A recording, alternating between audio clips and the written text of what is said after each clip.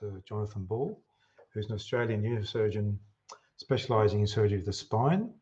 He's based at the North Shore Hospital in Sydney, and he was previously head of the department there. So over to you, Jonathon, to discuss the clinical evidence around surgical intervention for foot drop. Thank you very much, Ralph, and thank you to all the attendees here this evening, and thank you to the organisers of this meeting as well for allowing me to present to speak about outcomes of surgical intervention for nerve root compression, and particularly with a focus on outcomes with respect to foot drop. And I've chosen this image here. This is my sister Crystal, mainly because there is a lot of unknowns in this. So I'm going to try and distill from a few larger papers about what evidence there is that helps us predict the outcome after surgical intervention. To help us tonight, I've just tried to define two main learning goals from this presentation. The first is to describe the factors that will influence recovery after surgery for foot drop due to lumbar degenerative disease.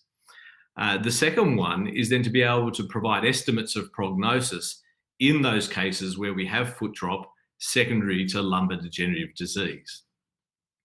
The one learning goal that's difficult to answer here tonight is actually whether or not surgery is better than natural history.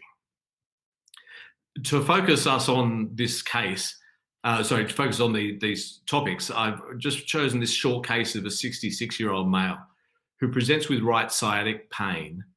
And on examination, he's got 1/5 power of ankle dorsiflexion on the right-hand side.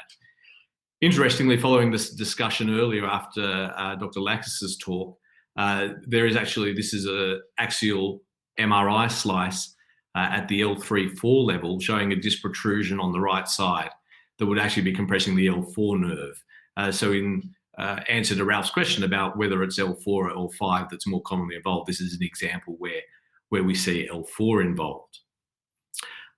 Just in terms of examination, this is the gentleman doing just left ankle dorsiflexion. He's wiggling his toes a bit there, but when we ask him, he actually demonstrates good ankle dorsiflexion, and if you test it with resistance, it's normal power. But on the right side, he has really minimal movement there. And if you eliminate gravity, he actually can't move it through the full range. So that's why I've graded it as 1/5. And I just like to think in him, what are we going to tell him about the chances of his foot drop recovering with surgery in that circumstance, and whether or not surgery would help. Rather than what should we do, I thought I'd start by asking the question, what do we do? What is the current standard of practice that's accepted? And there's an interesting paper that was published in the Journal of Neurosurgery in 2008, which was a survey of almost 100 Dutch spine surgeons, both orthopedic and neurosurgery. And they posed to that group varying scenarios.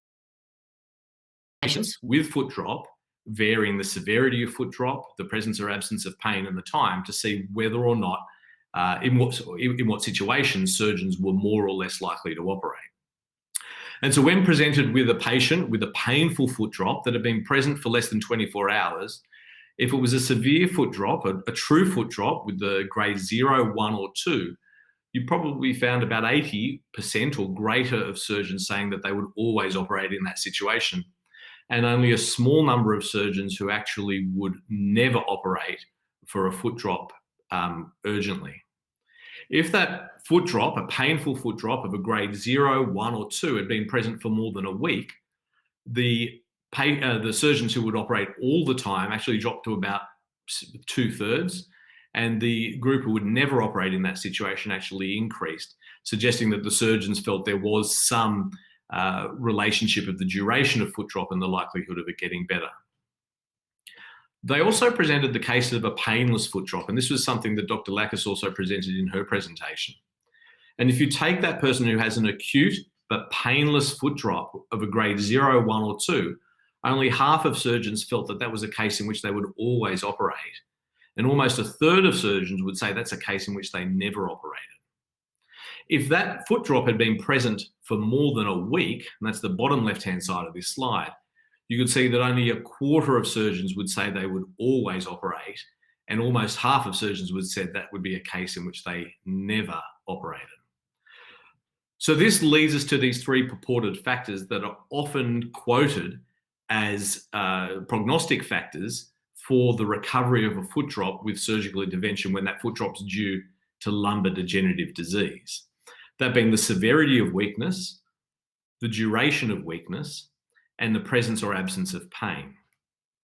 And I just want to look at the evidence first for the first two of those factors, both the severity and the duration of weakness.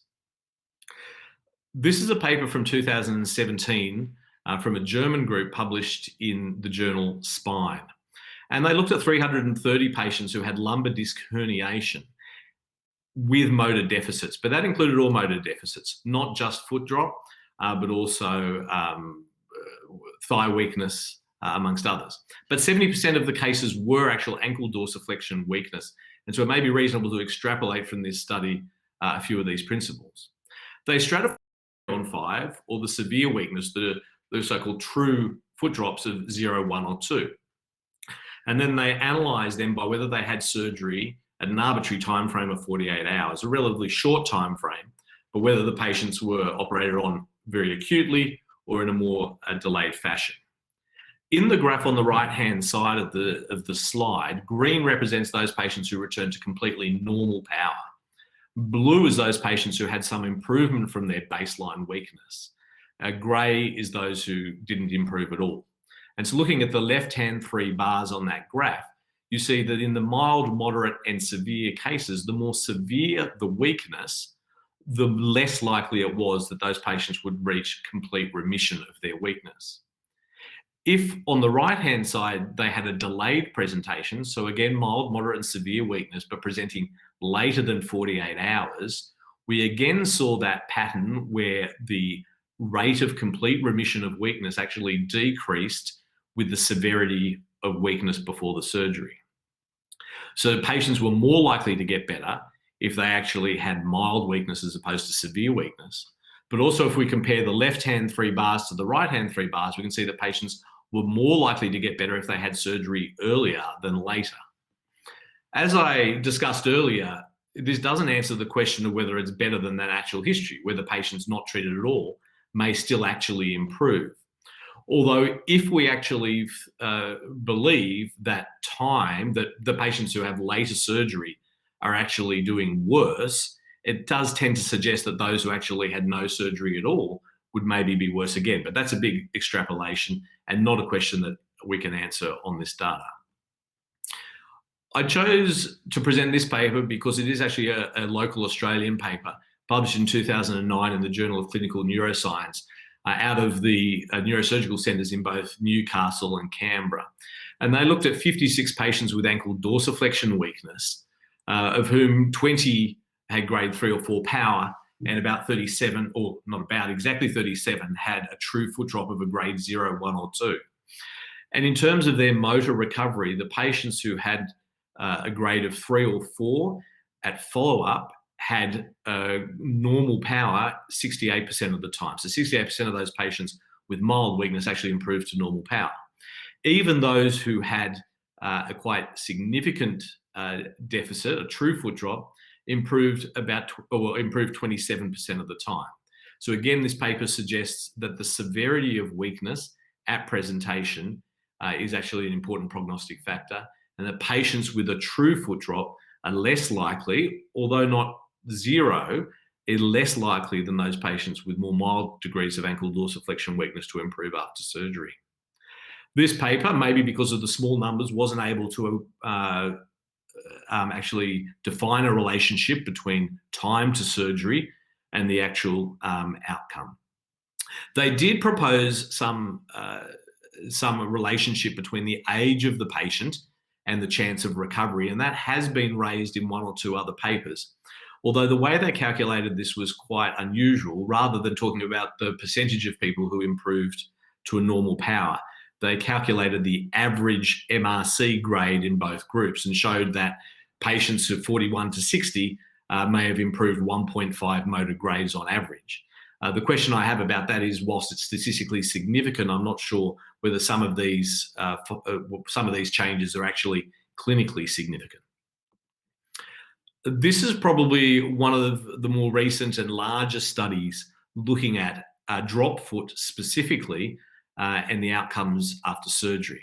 It's a Japanese paper published in Clinical Orthopedics and Related Research in 2017. And they looked at 102 patients who had a drop foot secondary to lumbar degenerative disease. And they used a modified MRC grade where they actually took patients who had a 3-on-5 weakness, which is not a true foot drop, according to Dr. Lackis's definition, because that patient can actually move the foot against gravity.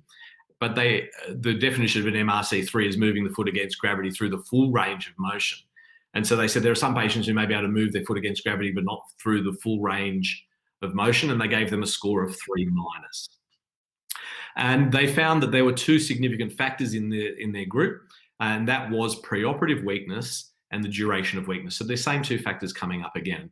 Really helpfully, they provided these tables on the right-hand side that's a prediction tool. So for our patient who has 1-on-5 weakness, who's had a duration of symptoms less than 30 days, according to their prediction tool, he actually has a 50% chance of recovery.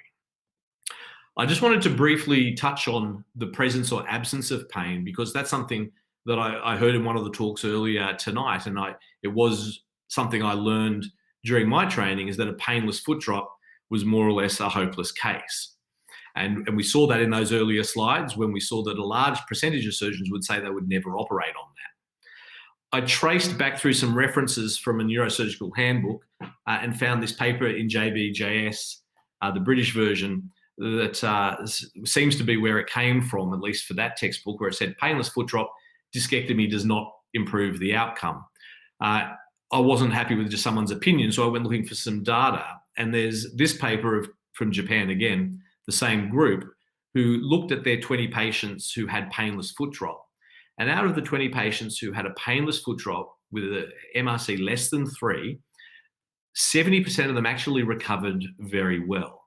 And in their larger study of all 102 patients, if we look at the left-hand graph here, that's the left-hand bar is the percentage of patients with no pain versus pain in the whole study group, but whether they recovered at didn't recover to less than 3 or more than 3 or up to 4, the percentage of people who had no pain was the same across the group, suggesting that pain isn't a significant influencer of their outcome, and that was found in their univariate analysis. So of those 3 purported factors, there's probably only 2 for which there is good evidence. That's the severity of weakness and the duration of weakness. And so if I provided some take-home messages from this, I'd have to say that surgery for foot drop secondary to degenerative disease may improve outcome, although I can't provide any data that compares it against natural history. But they will never give up on an established foot drop because there is still that chance of it recovering. And these tables I find very useful I have now found very useful in looking at them and saying, well, what is the chance of someone with an established foot drop getting better? And it can be at least up to 20%. So maybe we should never give up on an established foot drop. Thanks to my sister. Thank you. Thank you very much, Jonathan. That was a wonderful review of the literature. I know there are many more papers out there, but they all say the same thing. I think that at the end of the day, duration and severity of symptoms are the major indicators of recovery. So I'm just looking at questions, nothing specific from the audience. So I just want to put to you my question. So do you have a personal threshold for futility? Is there a duration of time or severity of weakness where you really won't offer surgery? I know you made that last statement.